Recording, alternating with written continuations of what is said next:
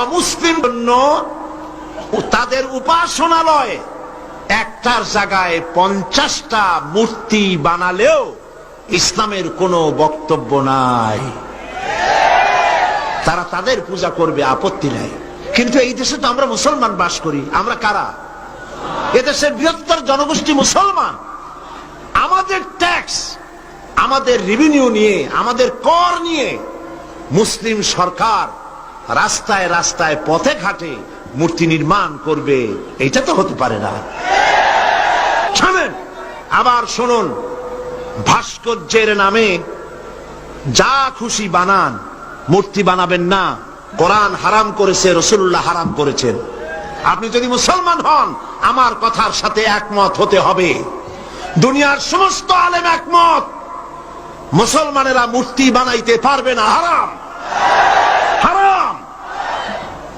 ভাস্কর্যের নামে যা খুশি বানান, মূর্তি বানাবেন না। নবীকে জিজ্ঞেস করা হয়েছে, লিমা বুইস্তা, কেন পৃথিবীতে আপনাকে পাঠানো হয়েছে? এর জবাবে হুজুর বলেছেন, বুইস্তু লিকাসরিল আসনাম, প্রেরিত হয়েছি পৃথিবীতে মূর্তি ধ্বংস করার জন্য। এ কথা কার? আল্লাহ পাকের। সুতরাং আপনারা পত্র পত্রিকা যারা লেখেন, ফিচার লেখেন, কলাম লেখেন, নিজেদের রক্ত সম্পর্কে চিন্তা করেন। নিশ্চয়ই একজন মুসলমান পিতা আপনাকে জন্ম দিয়েছেন, নিশ্চয়ই আপনি একজন মুসলমান মায়ের গর্ভে ছিলেন। আপনি ইসলামকে শ্রদ্ধা করতে শিখুন, কোরআন এবং হাদিসের মতকে সম্মান করতে শিখুন। এটাই হলো মূল কথা। এখন মোনাজাত হবে, মোনাজাতের জন্য দাঁড়ানো ভাইরা সব বসে। আল্লাহুম্মা আমিন। রব্বানা যালামনা আনফুসানা ওয়া ইন লাম তাগফির লানা ওয়া তারহামনা লানাকুনান্না মিনাল খাসিরিন।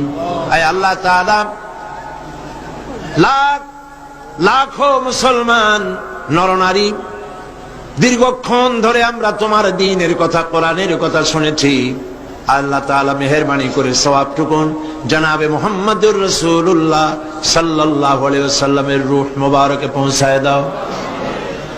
আমাদের মধ্য থেকে যাদের মা বাপ দুনিয়া থেকে বিদায় হয়ে গেছে, আল্লাহ দয়া করে কবরগুলিকে জান্নাতের টুকরায় পরিণত করে দাও। আমাদের বন্ধু বান্ধব, আত্মীয় স্বজন যার যা মারা গেছে, প্রত্যেকের রুহের পরে সওয়াব পৌঁছায় দাও। রব্বুল আলামিন, সারা জীবন যত গুনাহ করেছি, আমাদের জিন্দেগীর সকল গুনাহ খাতা মাফ করে দাও। রব্বুল আলামিন, আমাদের প্রিয় জন্মভূমি বাংলাদেশ, এই জমিন আমাদের জন্য তোমার দেওয়া বিশেষ নিয়ামত। আয় আল্লাহ, এই দেশের হেফাজত, এ দেশের স্বাধীনতার সার্বভৌমত্ব কিয়ামত পর্যন্ত তুমি অক্ষুণ্ণ রাখো। সন্ত্রাস মুক্ত, দুর্নীতি মুক্ত একটি দেশ আমাদেরকে উপহার দাও।